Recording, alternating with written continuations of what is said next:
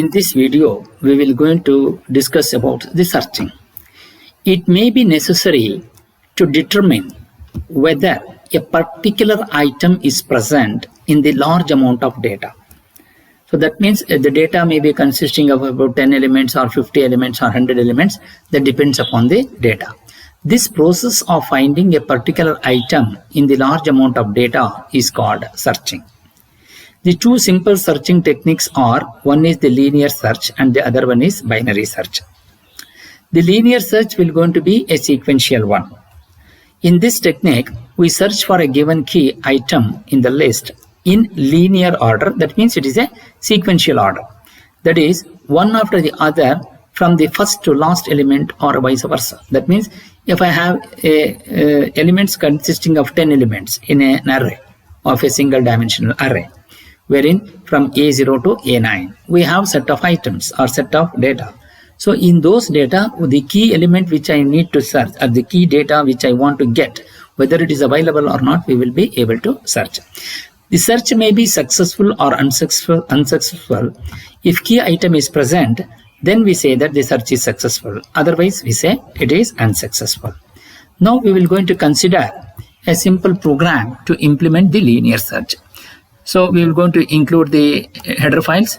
So we will going to give the function name as int key, int a array of single dimension, and again n is an integer. So we will going to have the int, we are going to declare I as an integer. For I is equal to 0, I is less than n and I plus plus. So enter into the loop. If key is equal to ai, if it is successful, then the search will be return I. If it is unsuccessful, then it becomes return -1. So now we go for the main program. So enter the bracket, enter the parenthesis and clr int n key, and declare the array element a as 20 elements, and then I in position and key position. Printf, enter the value of n and read those values, and enter printf enter n values. So for I is equal to 0, I is less than 1, and I is less than and I plus plus, read those values which you have entered. Then read those values by using the scanf statement and enter the item to be searched. So then scanf, read the key element. So position is equal to linear or key linear within the parenthesis key comma a comma n. So here you are calling this function. Then if position is equal to -1, then printf item is not found. Else the printf is item is found. So this is how this program will go into run. So now how exactly it will go into consider now. Enter the value of n is equal to 5. So A0 value will going to take it as 10, A1 as 20, A2 as 50, A3 as 40, and A4 as 30. Item to search is 30 now. So now the key element what we need to search is 30. So to come to this, so first how it will going to execute. So it comes to the CLS here, enter the value of n. So we want to enter the 5 values. So read that 5 values. So we need to enter the values of 5 values. So what is the values we are entering? We are entering the values of 10, 20, 30, 40, and 50. So once you enter, so we want to read the value of A0. So I is equal to 0. So A0 will be 10. Then 0 plus 1 becomes 1. A1 value. So A1 value will be 20. Then 1 plus 1 becomes 2. Is 2 is less than 5? Yes. So A2 value will be 30. Then 2 plus 1 becomes 3. Is 3 is less than 5? So A3 value will going to be 40. And 3 plus 1 becomes 4. A4 value will be 50. Then is 4 again 4 plus 1 becomes 5. Is 5 is less than 5? Then it will comes out of the loop. Enter the item to be searched. So the key element what I need to search is 30. So once you give this, so then it will comes to position is equal to linear, and we are calling the sub function. So once you come to the function, so here first initial value of I is equal to 0. Key element is 30. Is 30 is equal to A0 value. 30 is A0 value is 10. No. So then again it goes to the increment. So it takes 0 plus 1 becomes 1. So is 1 is less than 5? Yes. So key value is 30 is equal to A1 value is 20. No. Again it goes to the increment. So 1 plus 1 becomes 2. Is 2 is less than 5? Yes. 30 is equal to A2 value is 30. A2 value is equal to 30. Yes, so return I value. So it will going to write it as item is return the value of I. The I value will be 30. Then comes to this. So here, if position is equal to -1, so the position is equal to -1. So no, so item will not be there. So else printf is item is found. So the position value what we have to consider, it is true, that is 30, which we have found out. So the printf item is found. Similarly, when you come to this item not found, suppose if the item found, in the other case, if you are getting at 60, then item will not be found. How you are going to consider this? So again, in the same fashion, it will going to read all these items. Then the key element will going to be 60 now. Once you take the key element as 60, so if none of these elements will be there in this, so return will be equal to -1. Key value is 60.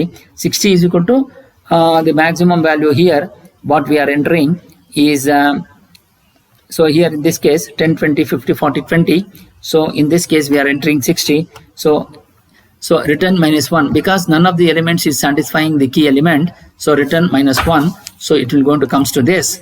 So here, when it comes to this, if position is equal to -1, now position is how much? 60. None of is equal to -1 because return is equal to -1. So therefore, the printf will be item. It will not going to be found. So this is how the search will going to takes place. So what is the advantage?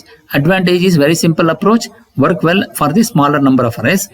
The only disadvantage is if less efficient if the array size is too large, and if the elements are already sorted, linear search is not efficient. So this is the basic advantages and disadvantages of the linear search. Now we will going to see how this program will going to function in the C. So to do that, so first we'll go to the Turbo C++.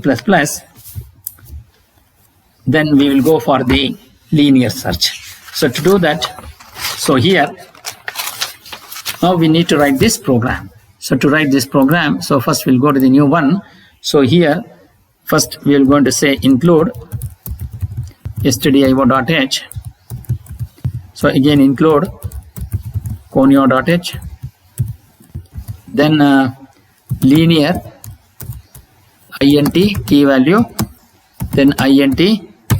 So single dimensional array int n. Open the bracket, int I. So for I equals 0, I is less than n, I plus plus, then open the loop. If key element is present, key is equal to a of I. If it is true, open this, sorry. If key is equal to ai, then return the value of I. Else return -1. Then close it. Then we will go for main function. Then open this CLR. Then we need to give the declarations of the variables int n. So a20. Then key element. Then position. I, pos. Position, printf, enter the value of n. Then scanf, %d and n.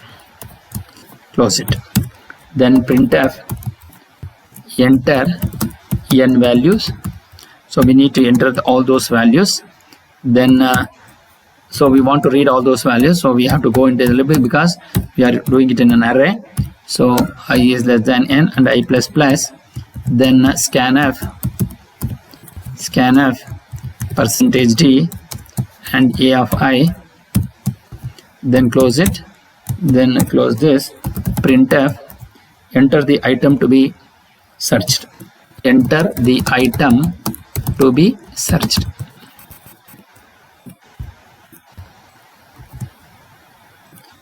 Then scanf %d and key element and key. So we wrote that element. So position equals linear a comma t comma a comma n. Then if position equals -1, so then you can say printf item not found. If it is false, else, then printf item found. Then get ch function, then close it. So this is how we are going to be able to run this program. So first we are going to enter the value of enter the value of n. I am going to have 5. Enter n values. So we are going to take it as 10, 20, 30, 40 and 50. So I want to search the key element as 30. So then it says item found. Then we will go for the one more execution, wherein we will say 10, 20, so here we are going to run this program. Again, enter the value of n as 5.